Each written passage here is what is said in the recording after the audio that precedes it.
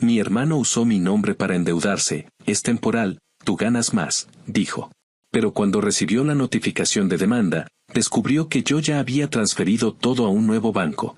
Mi hermano y yo crecimos muy distintos. Él siempre fue el tipo de cabrón que cree que la vida le debe algo y que todo puede arreglarse con una sonrisa pendeja y una mentira mal construida. Yo, en cambio, aprendí muy temprano que nadie te rescata y que si no cuidas tus cosas, alguien más las va a cagar por ti. Esa diferencia parecía un detalle sin importancia cuando éramos niños, pero cuando entramos a la vida adulta se volvió una pinche bomba de tiempo. Él pasó por trabajos temporales, renuncias impulsivas y planes de negocios que duraban lo mismo que un cigarro mal apagado.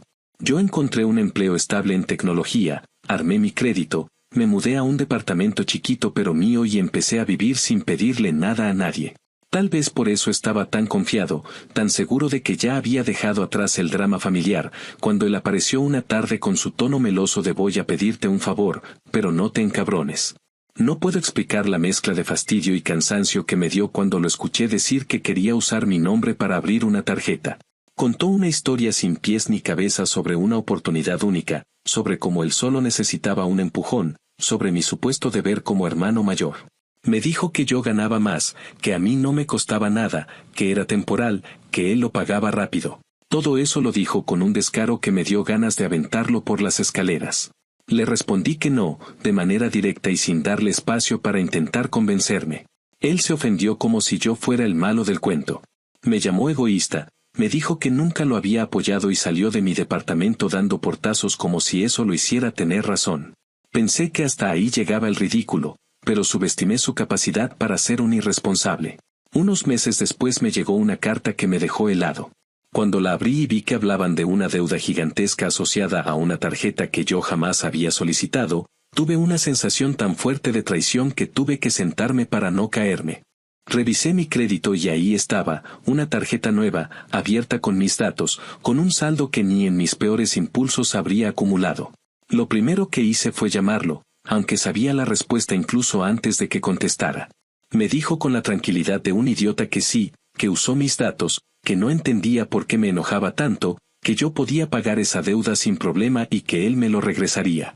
Me soltó esa frase que todavía me hierve la sangre. Mi hermano dijo no seas dramático, tú ganas más, a ti no te pasa nada. No sé qué es peor, la acción o la poca conciencia del daño. Mis papás se metieron en la conversación inmediatamente y la típica cantaleta apareció como un puto eco, que yo era exagerado, que la familia se ayuda, que él solo quería emprender, que no le negara su oportunidad. Mi mamá incluso me dijo que para qué trabajaba tanto si no era para apoyar a los míos. Nunca entendieron que no era el dinero, sino la violación absoluta de mi confianza. Era mi nombre, mi futuro, mi crédito, mis cuentas. En cuanto colgué todas esas llamadas, lo primero que hice fue protegerme. Fui al banco, cerré lo necesario, cambié contraseñas, congelé mi crédito y transferí mis ahorros a una institución distinta donde nadie tuviera acceso a nada.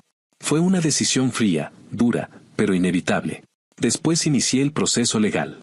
No porque quisiera joderlo, sino porque me dejaron sin alternativas.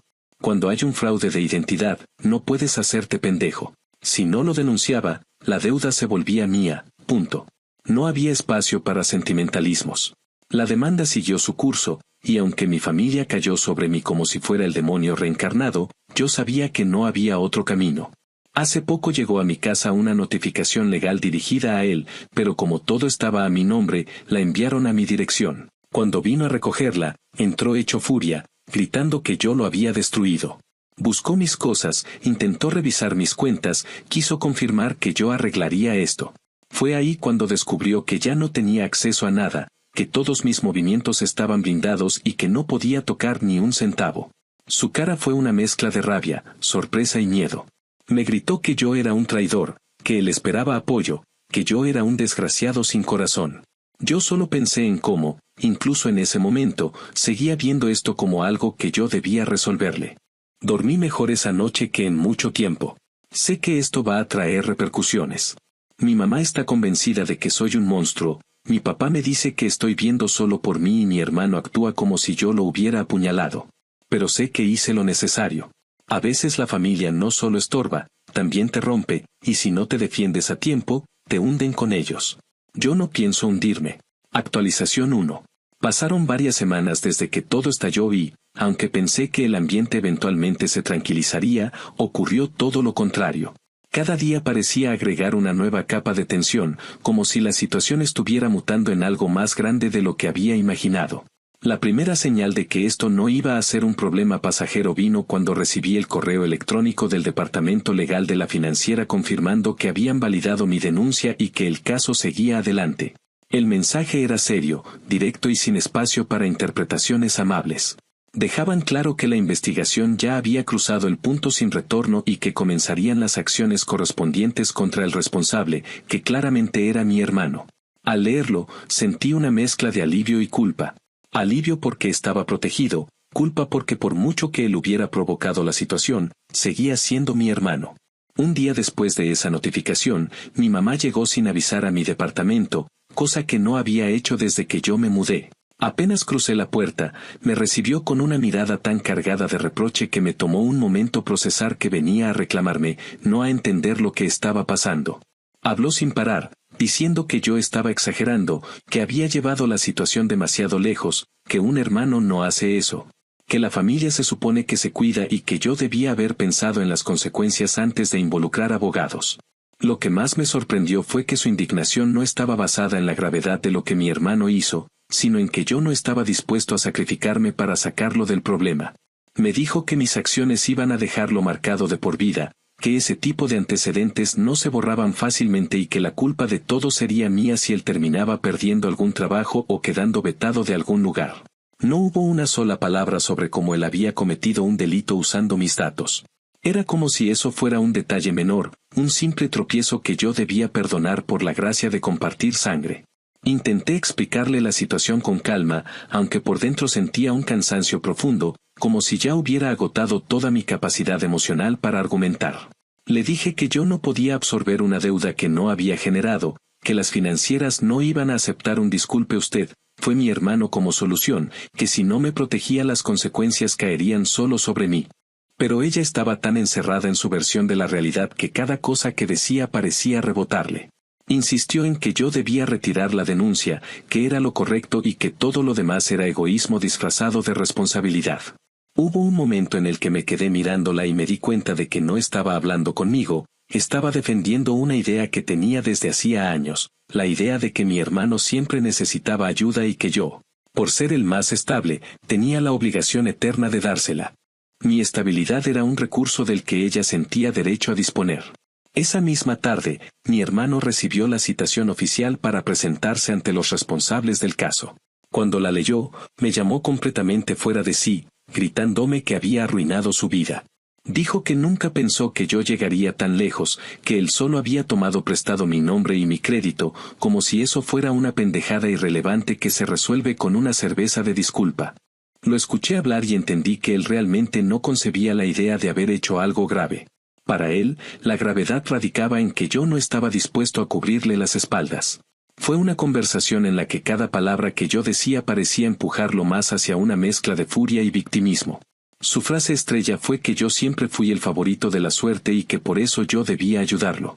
Lo curioso es que, según él, tenía derecho a ponerme en riesgo porque yo podía manejarlo mejor. Esa lógica enferma fue la que me dejó claro que esto no se iba a resolver con una simple discusión. Pasaron unos días y se llevó a cabo su cita con el área legal de la financiera. No estuve en esa reunión, pero recibí un correo detallando lo sucedido. Consiguieron imágenes de cámaras de seguridad de la tienda donde él activó la tarjeta, usaron su identificación falsa y firmó con una firma que claramente no era la mía. También revisaron movimientos bancarios que coincidían con sus horarios. Sus ubicaciones y hasta testimonios de personas que afirmaron haberlo visto comprando equipo y accesorios para un negocio improvisado que montó por unas semanas. Nunca imaginé que un caso de este tipo pudiera ser tan contundente, pero la evidencia lo aplastó por completo. Según el reporte, cuando le mostraron las pruebas dejó de negar las cosas, pero en lugar de disculparse dijo que no pensó que eso llegaría tan lejos. Fue la primera vez que sentí verdadera vergüenza ajena por él. Mientras tanto, mis papás continuaron metiéndose. Mi papá, que siempre fue más reservado, vino a hablar conmigo un fin de semana. Él no gritó ni me insultó como mi mamá, pero su postura era igual de frustrante. Me dijo que entendía mi enojo, que lo que mi hermano hizo estuvo mal, pero que la familia debe ser flexible en momentos difíciles. Agregó que yo podía absorber temporalmente la deuda o negociar con la financiera para que no procedieran. Dijo que mi hermano era joven, que todavía no entendía la vida, que yo debía darle otra oportunidad. Cada frase me hacía sentir más ajeno a ellos. No hubo un solo intento por reconocer que yo era la víctima, que el delito fue contra mí, que lo que estaban pidiendo era que aceptara un daño permanente para salvarle la cara a alguien que ni siquiera mostraba arrepentimiento. Fue la primera vez que pensé seriamente que mi familia estaba rota desde mucho antes de todo esto. Un par de semanas después, la situación empeoró. Mi hermano perdió su trabajo porque la empresa se enteró del proceso legal en su contra. No fue un despido inmediato, pero sí una suspensión que terminó convirtiéndose en terminación definitiva. Mi mamá me llamó furiosa, repetidas veces, diciendo que yo había provocado esa desgracia.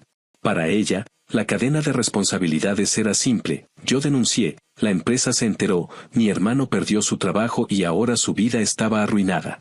Intenté explicarle que el responsable era él y no yo, pero en esa conversación me quedó claro que hablar con ella era como intentar hacerle entender a una pared que está siendo empujada por el viento. Ella ya había decidido que yo era el villano de la historia, sin importar cuánta lógica le pusiera enfrente. En medio de todo esto, recibí la noticia de que el negocio improvisado que mi hermano había intentado montar se había ido al carajo. Dejó abandonado el remolque donde supuestamente vendía comida, y las autoridades municipales lo recogieron. Esa parte la escuché de tercera mano, pero confirmaba lo que ya sabía: él era incapaz de sostener responsabilidad alguna, ni siquiera un proyecto que decía ser la razón por la cual cometió el fraude. Fue ahí cuando empezó a circular entre familiares y conocidos la versión de que yo lo había traicionado. No mencionaban lo que él hizo, sino mi reacción. Algunos primos incluso me escribieron con el típico mensaje de sé que estás dolido, pero es tu hermano. Lo ignoré todo. La acumulación de todo este caos tuvo un efecto curioso en mí. En lugar de sentirme culpable, comencé a sentir una especie de claridad brutal sobre mi lugar en esta familia. Me di cuenta de que durante años acepté dinámicas que parecían normales, pero que ahora se revelaban por lo que realmente eran: una expectativa constante de que yo asumiera los desastres de mi hermano. Desde que éramos adolescentes él siempre fue el que necesitaba ayuda, y yo era el que podía darla. Construyeron esa narrativa para sentirse mejor con la crianza desigual que nos dieron, y ahora esperaban que yo sacrificara mi estabilidad para mantener viva esa mentira. Pero no lo voy a hacer. No pienso seguir sosteniendo a alguien que cree que mi vida existe como extensión de la suya. Cuando todo esto terminó de asentarse, me di cuenta de algo que no había enfrentado antes. Mi familia no quería que yo ayudara por amor, quería que ayudara por obligación. Y ahí se rompió algo dentro de mí, porque jamás pensé que llegaría el día en que tendría que distanciarme de ellos para protegerme. Pero ese día llegó, y al parecer, llegó para quedarse. Actualización 2. Habían pasado algunos meses desde la primera cita legal de mi hermano y los ánimos, lejos de calmarse, parecían extender raíces nuevas en cada rincón de la familia. Yo intentaba mantenerme al margen, continuar con mi vida, concentrarme en mi trabajo y en mis cosas, pero cada cierto tiempo surgía un nuevo comentario, una llamada pasivo-agresiva o un mensaje que dejaba claro que, para ellos, la situación no estaba ni cerca de cerrarse. La tensión no se disipaba porque mi mamá seguía alimentándola con su discurso dramático sobre la desgracia que yo había desatado. La escuché decir más de una vez que mi hermano estaba viviendo un castigo injusto, como si él no hubiera tenido nada que ver, como si yo hubiera despertado un día y decidido arruinarle la vida porque sí. Mi papá, por su parte, mantenía una postura más silenciosa, pero igual de frustrante, porque su silencio estaba cargado del mismo juicio. Él no decía estás mal, pero tampoco decía tu hermano se lo buscó. Simplemente se quedaba ahí, flotando entre ambos lados, incapaz de soltar la idea de que la familia debe mantenerse unida a toda costa, incluso cuando uno de los miembros actúa como una bomba que amenaza con destruir todo alrededor. El golpe más evidente llegó cuando la financiera decidió que cesarían la parte criminal del proceso porque habían recuperado parte del dinero a través del seguro, pero continuarían con una demanda civil. Esa decisión fue un alivio para mí en cierto nivel, porque significaba que mi nombre quedaría protegido sin el desgaste de un juicio penal largo y agotador. Pero al mismo tiempo abrió un camino nuevo de consecuencias para mi hermano que él no había previsto. Cuando le notificaron que debía presentarse a un acuerdo de pago obligatorio, su reacción fue igual de absurda que todas las anteriores. Según él, la financiera estaba siendo abusiva por exigir lo que él mismo había gastado y que si yo tuviera tantita humanidad habría evitado que llegara tan lejos. Me dijo que esperaba que yo estuviera satisfecho sabiendo que él se iba a pasar años pagando algo que, en su mente, debió caer en mis hombros por simple obligación de sangre. Nunca admitió que él había generado la deuda, que había usado mis datos sin permiso, que había firmado documentos suplantándome, que todo esto era su responsabilidad. Lo único que repetía era que yo tenía los medios para evitarle el sufrimiento y que había elegido no hacerlo. La primera vez que mi mamá se enteró del plan de pago entró en una especie de histeria emocional. Me llamó llorando, acusándome de ser frío y calculador, diciéndome que mis decisiones eran un reflejo de lo poco que me importaba la familia. Dijo que mi hermano estaba deprimido, que ya no dormía bien, que hablaba de dejarlo todo. Y aunque sería mentira decir que esas palabras no me afectaron, también es cierto que no puedo seguir siendo emocionalmente extorsionado porque alguien no quiere asumir las consecuencias de sus actos. Intenté explicarle que no era yo quien había creado ese problema, pero ella estaba tan atrapada en su propia versión de los hechos que cualquier intento por llevar la conversación a la realidad terminaba en gritos o en un silent treatment prolongado donde se hacía la víctima como si yo la hubiera lastimado a propósito. El giro más extraño ocurrió cuando supe que mi hermano había intentado abrir otra tarjeta. Alguien del banco me llamó para verificar datos debido a la alerta permanente que dejé en mi historial, y ahí me enteré de que él había sido rechazado automáticamente. Me contaron que se presentó argumentando que necesitaba una nueva oportunidad, que la deuda anterior era cosa del pasado y que él merecía un nuevo comienzo. Cuando el empleado del banco le explicó que por la alerta de fraude no se podía procesar nada sin verificar personalmente conmigo, él respondió algo como que yo no era accesible. Me pareció una ironía casi cómica porque durante meses solo recibí llamadas de él cuando necesitaba reclamarme algo o exigirme que solucionara el desastre que generó. Fue en ese momento cuando confirmé que mi decisión de blindar mi crédito no solo era correcta, sino absolutamente necesaria. Mi hermano no había aprendido nada, no había reflexionado, no había cambiado. Solo buscaba nuevos caminos para repetir el mismo patrón. Ese mismo día él me llamó furioso. Me reclamó como si yo hubiera intervenido directamente para bloquear su solicitud, cuando en realidad fue consecuencia del proceso que se activó desde el primer fraude. Me dijo que yo era un rencoroso, que estaba obsesionado con castigarlo, que no sabía dejar ir las cosas.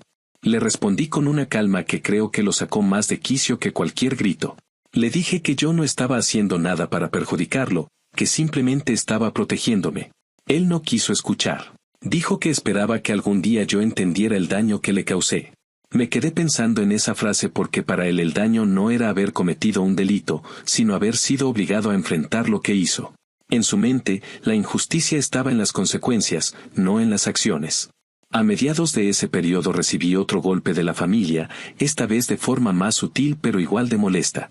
Una tía organizó una comida y varios familiares me escribieron para invitarme, pero todos los mensajes tenían un tono extraño, como si esperaran que yo apareciera para iniciar un espectáculo de reconciliación forzada.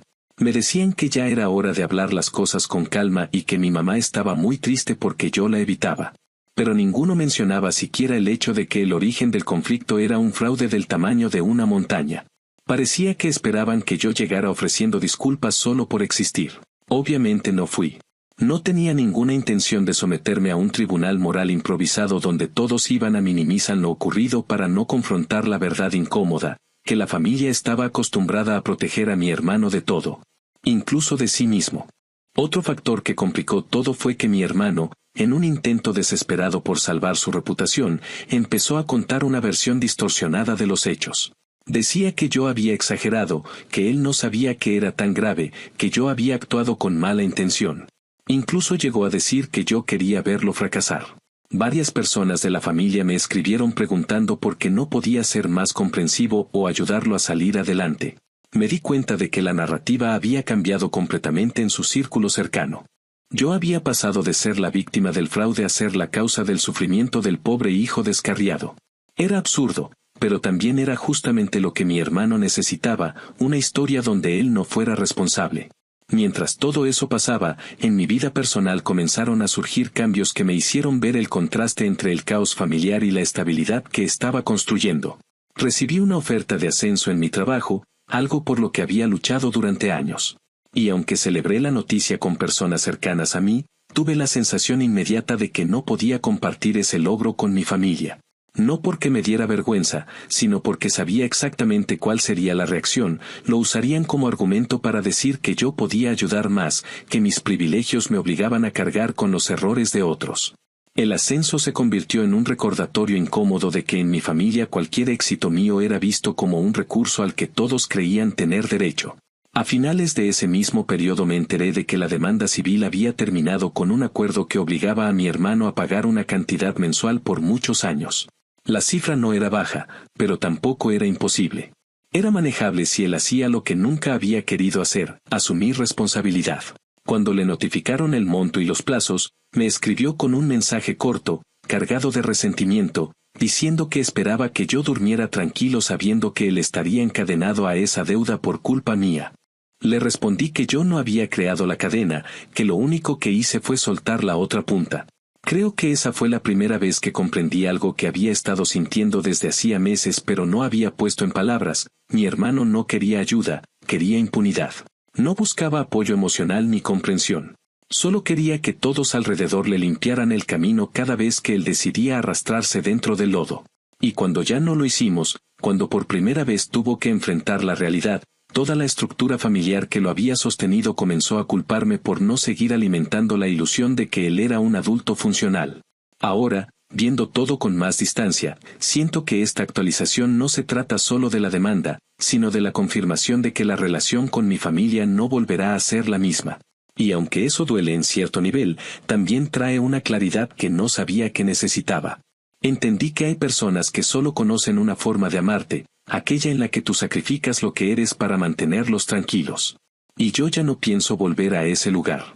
Actualización final. Había pasado más tiempo del que yo esperaba desde la última vez que hablé directamente con mi hermano, y para entonces ya todas las piezas del conflicto parecían acomodarse en un lugar incómodo pero estable. Yo había continuado con mi vida intentando mantener la distancia necesaria para no volver a caer en el ciclo de expectativas familiares que durante años me hicieron sentir responsable de todo lo que él hacía. Pensé que el punto más tenso había quedado atrás cuando se resolvió la demanda civil y él comenzó con el plan de pagos obligatorio. Pero descubrí que los conflictos con la familia no cierran cuando se resuelven en un documento legal, sino cuando quienes estuvieron involucrados aceptan la realidad, algo que ni él ni mis padres estaban dispuestos a hacer. Esa negación constante empezaba a sentirse como una sombra que siempre se movía detrás de mí, una especie de recordatorio de que, aunque yo me esforzara en avanzar, ellos seguían atrapados en una versión de los hechos en la que yo era el villano principal. El ambiente con mis papás no mejoró, solo se transformó en una especie de distancia tensionada. Mi mamá dejó de reclamarme de forma abierta, pero adoptó un silencio donde cada pausa estaba cargada de juicio. Cuando hablábamos, lo hacía desde un sentimiento de dolor casi teatral, como si yo fuera alguien que había traicionado los valores más sagrados de la familia. Mi papá, por su parte, no discutía, pero mantenía una actitud de resignación que me hacía sentir como si lo hubiera defraudado de una manera irreversible.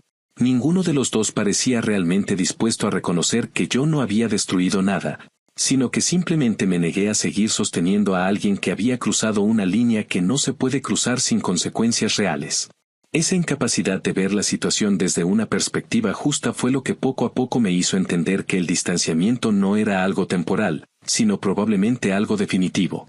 En medio de todo ese desgaste emocional, recibí la noticia de que mi hermano había intentado mudarse de ciudad buscando un trabajo donde no le hicieran preguntas incómodas sobre la demanda o su historial crediticio. No me enteré por él, sino por un primo que me escribió para decirme que la familia estaba preocupada porque mi hermano decía sentirse completamente perdido, sin oportunidades y sin el apoyo de nadie. La forma en que me contaron la historia estaba evidentemente manipulada para despertar culpa, como si yo hubiera sido quien lo empujó a ese estado. Ese mismo primo me dijo que tal vez lo mejor era que yo hablara con él para sanar la relación, como si el conflicto fuera una simple pelea entre hermanos que se resuelve con una conversación ligera. Lo ignoré, porque entendí que cualquier intento de diálogo en ese momento solo serviría para ofrecerles otro espacio donde responsabilizarme de algo que no era mío. Mi vida profesional, en contraste, seguía avanzando de manera estable. Comencé un proyecto importante en el trabajo que me absorbió varios meses, y la distancia emocional con mi familia me permitió enfocarme sin interrupciones en algo que sí me daba resultados concretos. Ese crecimiento profesional también trajo un cambio personal. Empecé a plantearme la posibilidad de mudarme definitivamente a otra ciudad. No era algo que hubiera considerado antes, pero sentí que alejarme físicamente podía ser la única manera real de romper con el desgaste constante.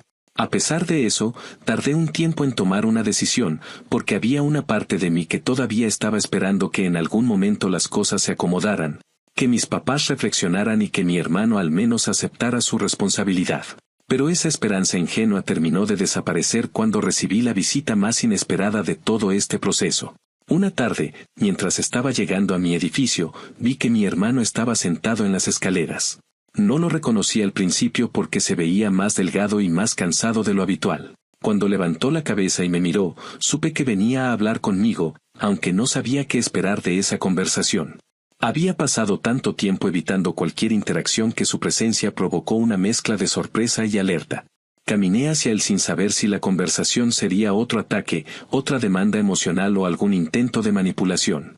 Me dijo que solo quería cerrar ciclos, aunque su tono no tenía la seguridad habitual que él usaba para defender lo indefendible.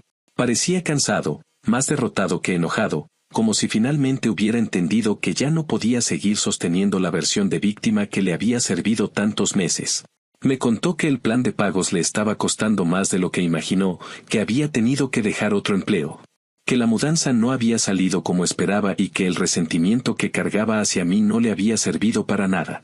Sin embargo, incluso en esa aparente vulnerabilidad seguía habiendo una especie de reclamo velado. Dijo que siempre pensó que yo estaría ahí para ayudarlo, que no entendía cómo pude dejar que todo escalara hasta ese punto. Lo escuché sin interrumpirlo porque necesitaba entender qué tanto había cambiado realmente. Cuando terminó, me preguntó si yo estaba feliz con el resultado, si me sentía tranquilo sabiendo que él estaba luchando contra una deuda que lo iba a acompañar durante años. Le dije la verdad, que la tranquilidad que yo sentía no tenía nada que ver con su sufrimiento, sino con la certeza de haber puesto límites que debí poner desde hacía mucho tiempo.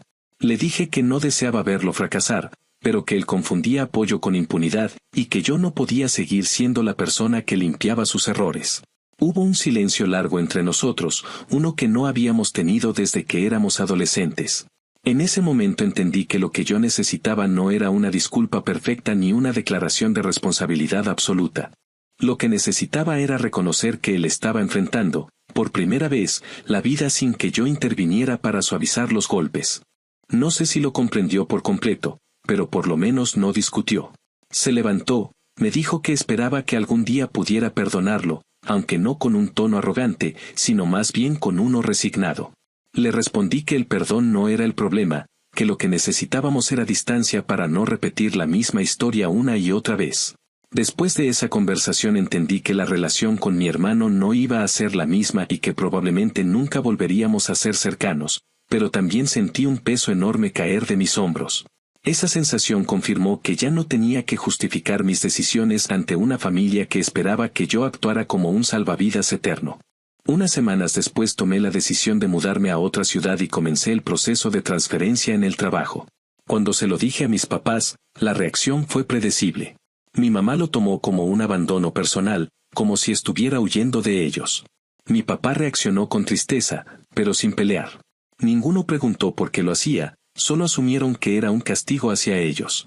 No intenté corregir esa interpretación porque ya no tenía energía para pelear contra narrativas que no quería sostener más.